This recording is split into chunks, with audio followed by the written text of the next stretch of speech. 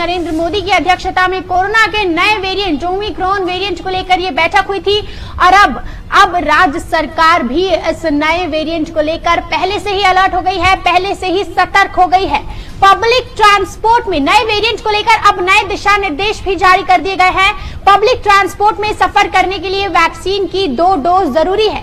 नए वेरिएंट को लेकर राज्य सरकार ने नए दिशा निर्देश जारी कर दिए हैं। सीएम उद्धव ठाकरे की कल सभी जिला अधिकारियों के साथ बैठक होगी। इस नए दिशा निर्देश के मुताबिक, नए गाइडलाइंस के मुताबिक अब पब्लिक ट्रांसपोर्ट बेस्ट की बसों तक में, रिक्शा टैक्सी तक में सफर करने के लिए वैक्सीन की दोनों डोज को अनिवार्य कर दिया गया है। साथ ही 2 डोज लेने के बाद 14 दिन का कार्यकाल पूरा करना होगा, 14 दिन की प्रक्रिया पूरी करनी होगी। उसके बाद ही पब्लिक ट्रांसपोर्ट में सफर करने की इजाजत है। पब्लिक ट्रांसपोर्ट के लिए यूनिवर्सल पास जरूरी है।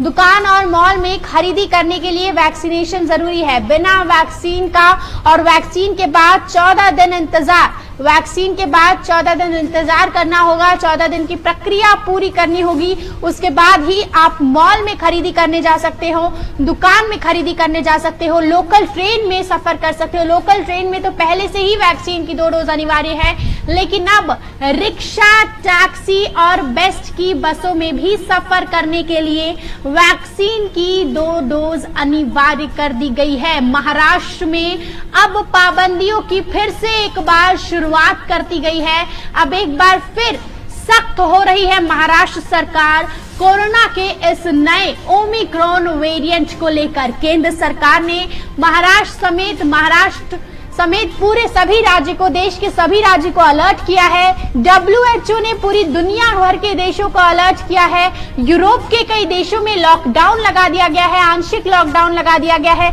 साथ ही अब कल मुख्यमंत्री उद्धव ठाकरे जिला अधिकारियों के साथ ऑनलाइन बैठक लेंगे।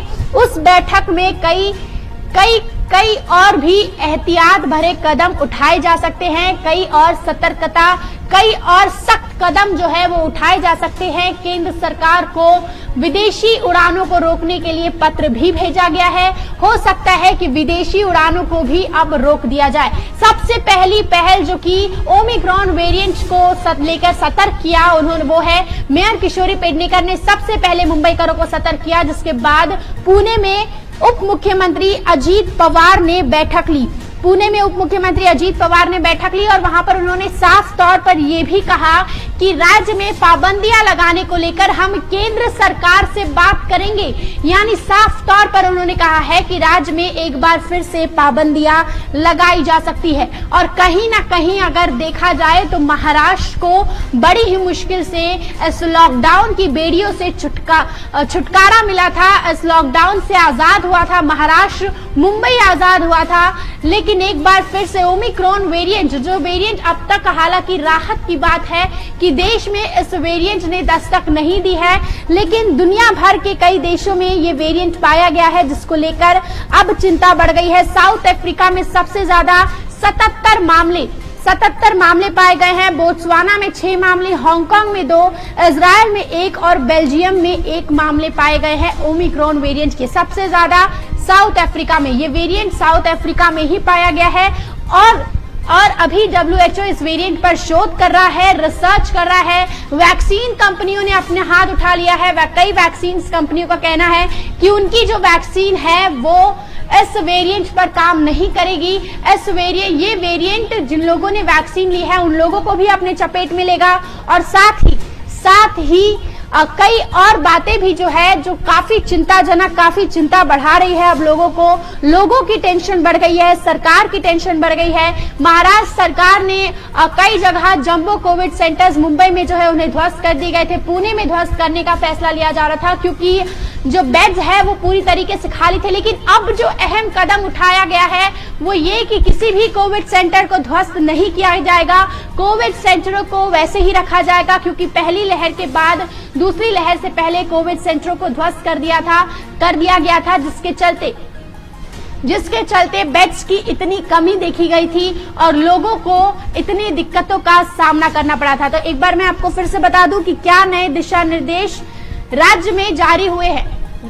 राज्य में नए दिशा निर्देश जारी कर दिए गए हैं। तो पब्लिक ट्रांसपोर्ट में सफर करने के लिए वैक्सीन की 2 डोज अनिवार्य है।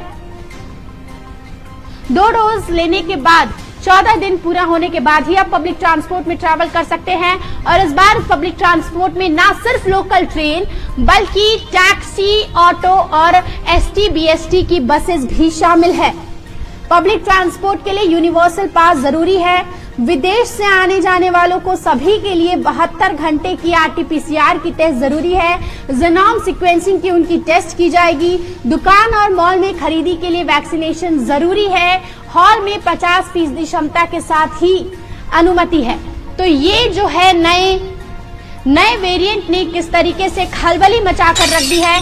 कल तक इस वेरिएंट का कुछ अता पता नहीं था, लेकिन आज जो है इस वेरिएंट ने एक बार फिर से महाराष्ट्र सरकार से लेके मुख्यमंत्री से लेके प्रधानमंत्री तक के होश उड़ा दिए हैं। आपातकालीन बैठक बुलाई गई। बीएमसी ने आज आपातकालीन बैठक बुलाई।